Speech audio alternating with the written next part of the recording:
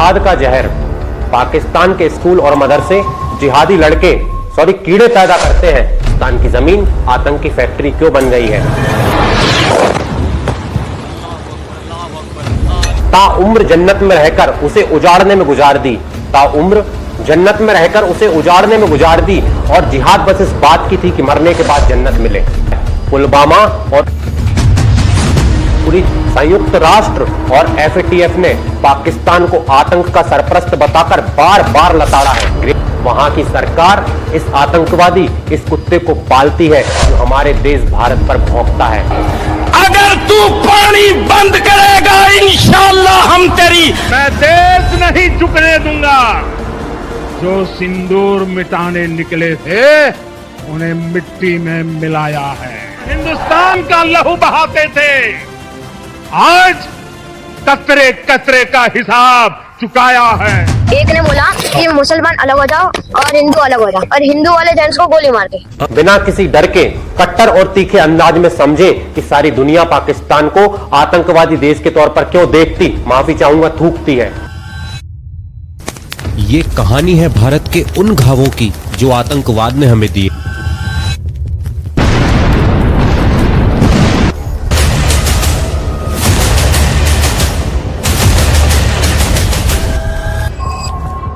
था जब तक जिंदा रहो मारते रहो। 1993 the Bombay bombing. Started working, but I recollect on 12th of March, I was sitting in Manzale, and about 12 o'clock or 12:30 I heard big noise, and that was the explosion in Air India. 2001 संसद पर हमला।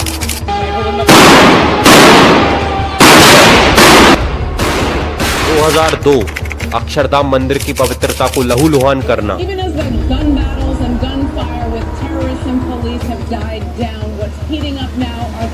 2008 26/11 मुंबई हमले की वो काली रात। पूरे देश ने आतंकवाद के खिलाफ लड़ाई लड़नी होगी और आतंकवाद को जड़ मूल से उखाड़ फेंकने के लिए संकल्पबद्ध होना होगा। 2010 पुणे धमाका।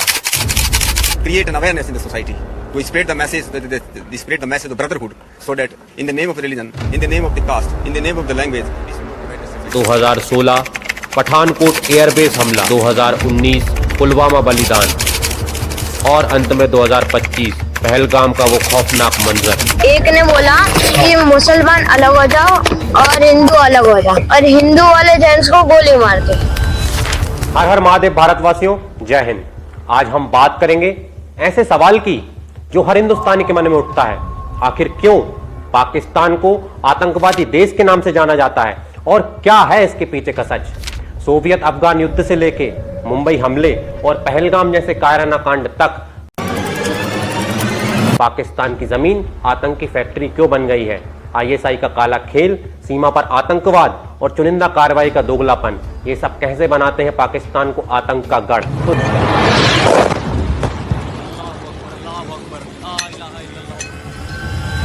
चलो इस कड़वी सच्चाई को उजागर करें और जानें कि दुनिया के सामने पाकिस्तान आतंक का पर्याय क्यों बन चुका है। तो चलो प्रारंभ करते हैं। बिना किसी डर के कट्टर और तीखे अंदाज में समझें कि सारी दुनिया पाकिस्तान को आतंकवादी देश के तौर पर क्यों देखती, माफी चाहूंगा, थूकती है।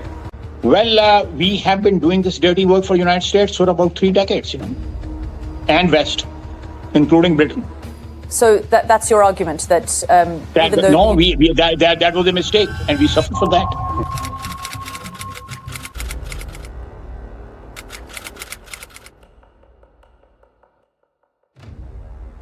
जिहाद का जहर। पाकिस्तान के स्कूल और मदरसे जिहादी लड़के कीड़े पैदा करते हैं। ये कीड़े आतंक के रास्ते पर धकेले जाते हैं जो दुनिया को जलाने का सपना देखते हैं। पाकिस्तान की खुफिया एजेंसी आईएसआई इन आतंकियों को हथियार, पैसा और ट्रेनिंग देकर भारत में आतंक मचवाती है और सारे देश में हिंदू मुस्लिम करवाती है। वो पाकिस्तान ही है जो कश्मीर में घुसपैठ करवाकर निर्दोषों का खून बहाता है। पुलवामा और उरी जैसे हमले इसकी नापाक हरकतों का सबूत है। साथियों, दुख तो तब होता है जब ये मालूम पड़ता है कि हमारे देश के ही कुछ लोग इन आतंकियों को पनाह देते हैं। इनके लिए कश्मीर पर ये 4 लाइनें क्या खूब बैठती हैं। ताउम्र जन्नत में रहकर उसे उजाड़ने में गुजार दी। ताउम्र जन्नत में रहकर उसे उजाड़ने में गुजार दी और जिहाद बस इस बात की थी कि मरने के बाद जन्नत मिले। संयुक्त राष्ट्र और एफएटीएफ ने पाकिस्तान को आतंक का सरपरस्त बताकर बार बार लताड़ा है। ग्रे लिस्ट में फंसा ये देश सारी दुनिया के लिए एक कलंक मात्र है। अलकायदा का शैतान ओसामा बिन लादेन पाकिस्तान के एबटाबाद में ऐश कर रहा था। यह साबित करता है कि ये देश आतंकियों का मेहमान खाना है। केवल यही नहीं, मुंबई हमले का गुनहगार हाफिज सईद पाकिस्तान में राजा की तरह घूमता है। वहां की सरकार इस आतंकवादी इस कुत्ते को पालती है जो हमारे देश भारत पर भौंकता है। अगर तू पानी बंद करेगा इंशाअल्लाह हम तेरी सांस बंद करेंगे, इन दरियाओं में फिर खून बहेगा। पाकिस्तान ने तालिबान को आग पानी देकर अफगानिस्तान को नरक बनाया। वहां की बर्बादी का कारण यह शैतानी मुल्क है। विश्व आतंक का मक्का पाकिस्तान आतंकियों का तीर्थ स्थल है, जहां से ये दहशतगर्द सारी दुनिया में मौत का तांडव करने निकलते हैं। बोलता था जब तक जिंदा रहो मारते रहो मारते रहो। पाकिस्तान की हर सांस भारत के खिलाफ साजिश बुनती है। आतंक इसका पसंदीदा हथियार है जिससे ये हमारी शांति को चोट पहुंचाते आया है और पहुंचा रहा है। पाकिस्तान आतंकियों का गढ़ है जहां लश्कर-ए-तैयबा और जैसे मोहम्मद जैसे जहरीले सांप पलते हैं। ये दहशतगर्द भारत और दुनिया को खून से नहलाते हैं। ये केवल भारत के लिए नहीं बल्कि पूरी दुनिया के लिए नासूर हैं। अभी तक हमने 1993, 2001, 2002, 2008, 2010, 2016, 2019 और अंत में 2025 जैसे कई आतंकी हमलों की बात की, लेकिन 2025 के पहलगाम हमले के बाद हमारे देश के प्रधानमंत्री ने देश की सेना को खुली छूट दी। From the soil of Bihar, I say to the whole world,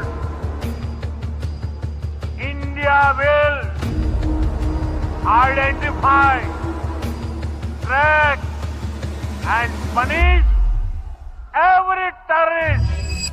क्योंकि कब तक बोझ संभाला जाए, युद्ध कहां तक टाला जाए, तू भी राणा का वंशज है, फेंक जहां तक भाला जाए, दोनों ओर लिखा हो भारत, सिक्का वही उछाला जाए, इस बिगड़ैल पड़ोसी को तो फिर शीशे में ढाला जाए।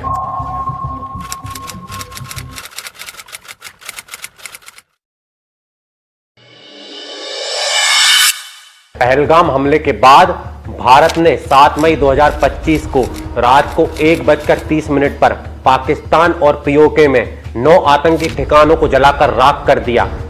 There were 9 camps that you are now all familiar with, which were confirmed by our various intelligence agencies to be inhabited. Some of these were in POJK, while there were others that were located in the Punjab province in Pakistan. ये operation लगभग 25 minute चला, जिसमें भारतीय सेना, वायुसेना और नौसेना ने मिलकर हिस्सा लिया। इस ऑपरेशन का नाम ऑपरेशन सिंदूर नाम दिया गया।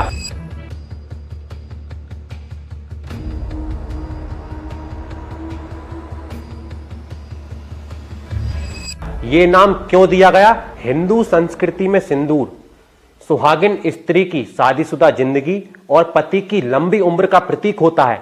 पहलगाम हमले में इन आतंकियों ने इस पवित्र प्रतीक को अपमानित किया। इस ऑपरेशन का नाम सिंदूर रखकर भारत ने इस सांस्कृतिक अपमान का जवाब देने और आतंकियों को सबक सिखाने का संकल्प लिया और सबक सिखाया भी। ऑपरेशन सिंदूर में कर्नल सोफिया कुरैशी और विंग कमांडर व्योमिका सिंह जैसी महिला अधिकारियों ने महत्वपूर्ण भूमिका निभाई। सिंदूर यह नाम हर भारतीय के दिल को छूता है, क्योंकि ये परिवार, प्रेम और बलिदान की भावना को जगाता है। ऑपरेशन सिंदूर में भारत ने अत्याधुनिक मिसाइलों, ड्रोन और फाइटर जेट्स का उपयोग किया। Strike on the terror camps were undertaken through precision capability, as shown to you. A niche technology weapons with careful selection of warheads was ensured that operation Sindoor ने आतंकियों के खिलाफ भारत की कठोर नीति को सामने रखा। ये ऑपरेशन सर्जिकल स्ट्राइक और बालाकोट एयर स्ट्राइक से भी बड़ा था। ऑपरेशन सिंदूर ने भारत के सैन्य सामर्थ्य, एकता और आतंकवाद के खिलाफ दृढ़ संकल्प को दर्शाया। यह देश के लिए बड़े गर्व का क्षण था।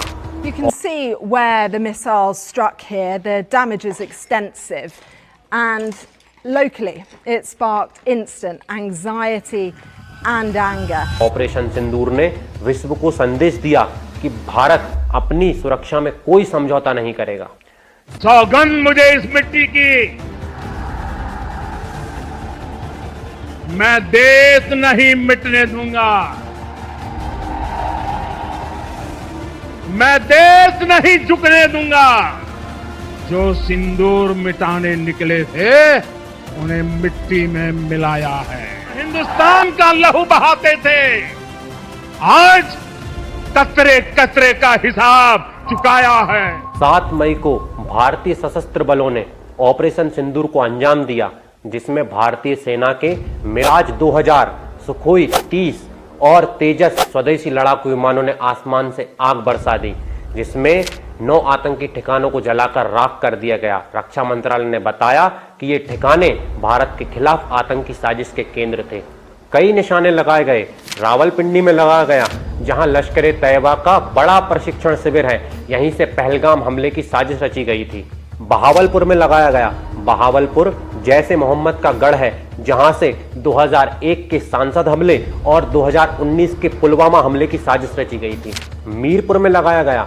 मीरपुर घुसपैठियों का प्रशिक्षण केंद्र है, जहां से इन आतंकवादी कुत्तों को प्रवेश करने की ट्रेनिंग दी जाती थी। भारतीय सेना ने कहा कि यह हमला बड़ा ही संतुलित हमला है, जिसमें केवल ट्रेलर दिखाया गया है। पिक्चर की भी स्क्रिप्ट तैयार है, टाइम आने पर एक्शन बोल दिया जाएगा।